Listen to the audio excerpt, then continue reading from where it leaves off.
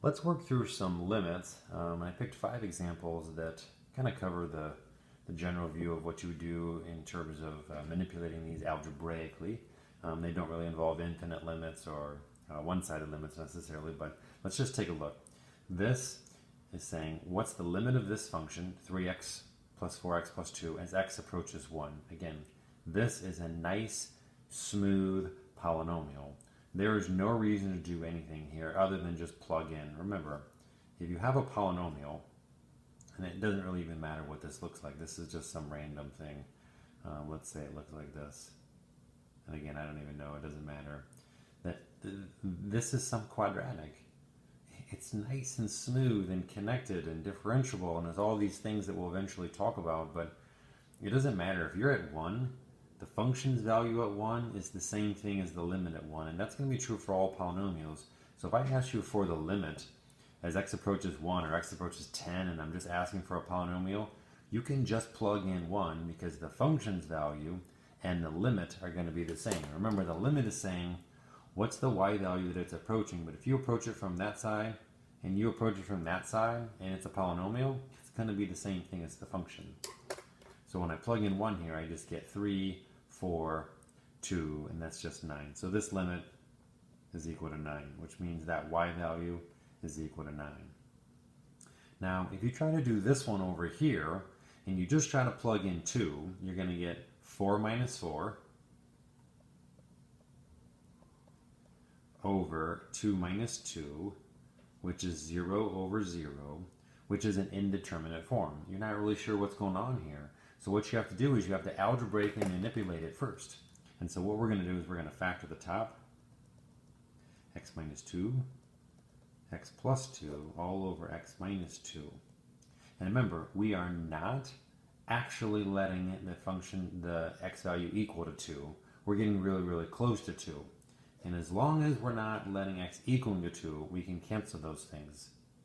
And then now, well, we kind of promised, my old teacher used to say we had promised the calculus gods that we're not going to let x equals to 2, and so we can cross those out. But then we're going to go back on our word and actually let x be 2. And we're going to look at that limit is 4. Remember, if you plug in 2, you get 2 plus 2. And again, we're not actually breaking a promise. We're not really plugging in 2. We're plugging in like 2.000001 because we're not claiming that it's the function's value there. We're just claiming that the limit of this function as x approaches 2 is 4. And if you look at a graph of this guy here, what you're going to see is that it's going to look just like x plus 2, except there's going to be a hole. And we even know where the hole is. The hole is at the problem area, 2, 4. Remember, that is not in the domain. You can't plug in 2, but if you plug in something really close to 2, what we have decided is that the y value is getting closer and closer from the left and from the right to be 4, and so that's what the limit is. Okay, let's look at a piecewise function. Piecewise function, well, if the limit's going to exist of f of x, that means that this and this have to agree at 1. And so if we look at, as x gets closer to 1 plus, that'd be this, just bigger than 1. This is 5. The limit is 5. X approaches 1 minus, which is the left side, less or equal to 1 in this case. We also get 5. Since the limit on the right and the left agree, then we can say that the limit as x approaches 1 equals to 5. And I just want to make a note that if this was 5 and this was 4, this limit would exist, this limit would exist, but this limit we would say does not exist. Again, the only way that a limit exists is if the right limit equals the left limit.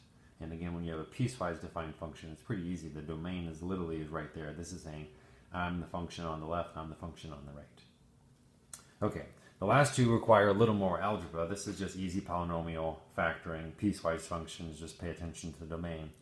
Over here, again, I'm not going to go ahead and show you it all, but plugging in 0, I would get 3 minus 3 over 0. So that'd be 0 over 0, and that's a problem, meaning you can't just plug in like you did here.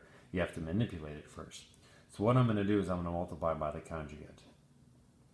X plus 9 plus 3, and if I do it to the top, I have to do it to the bottom, otherwise I change the value of the fraction. Okay, this is just multiplying or foiling if you want to say that. And the square root times the square root is just going to give me x plus 9. This is going to be a negative 3 times this, and this is going to be a positive 3 times this. Well, those just cancel, and then I get minus 3 and plus 3 give me minus 9. And I'm not going to do anything to the denominator. I'm just going to rewrite it. Because I know what I want to have happen. I need to cancel that x. If I don't cancel that x, I'm always going to divide by 0, and I don't want to divide by 0. But look what happens. This is x plus 9 minus 9, which is just x. I don't do anything to the denominator. I still just get square root of x plus 9 plus 3. But now those x's cancel. And then I can go back and I can apply the limit. Again, don't forget, these are limit questions. The limit is x goes to 0. If I let x go to 0, basically that term goes away, and I get the square root of 9 plus 3 in the denominator, so that's just 3 plus 3, which is 6. And I get 1 over. Again, when I canceled there, I left a 1, and I get 1/6, right, which is the answer to the question. The limit of this function is equal to 1/6. Again, algebra, and then apply the limit at the end. You can't apply the limit at the beginning because you get 0 over 0, so you have to manipulate it. Same thing is going to be true right here. Same thing was true here. Plug in 2, 0 over 0. That's a problem. It's an indeterminate form. Do some algebra, manipulate the function, and then decide what the limit is. In this case, we multiplied by the conjugate. Here we factored. Here we're going to add and subtract fractions. Again, if you plug in 1, you get 1/2 minus 1/2 over 0. And that's just 0 over 0. That's a problem. So now I'm going to add fractions here. I'm going to make this a 2 and a 2. And over here, I'm going to multiply top and bottom by x plus 1. All I'm doing is adding fractions old school. So that's 2 minus 1 times x plus 1. There's x plus 1. All over 2 times x plus 1. All over the original denominator, which is x minus 1. Okay? So what do we have here? We have 2 minus x plus 1. That's 2, oops, sorry, forget that. 2 minus 1 is just 1 minus x, all over 2 times x plus 1, all over x minus 1. And what I want you to note here, 1 minus x and x minus 1 are opposites of each other. Again, you can pick any value you want. Pick 4. 1 minus 4 versus 4 minus 1. This is negative 3, this is 3. Make x 10. This is negative 9, this is 9. So I can cancel those, and all I have to leave is a negative 1. Or you can factor a negative 1 out, and then that would be negative 1 plus x, which is the same thing as x minus 1.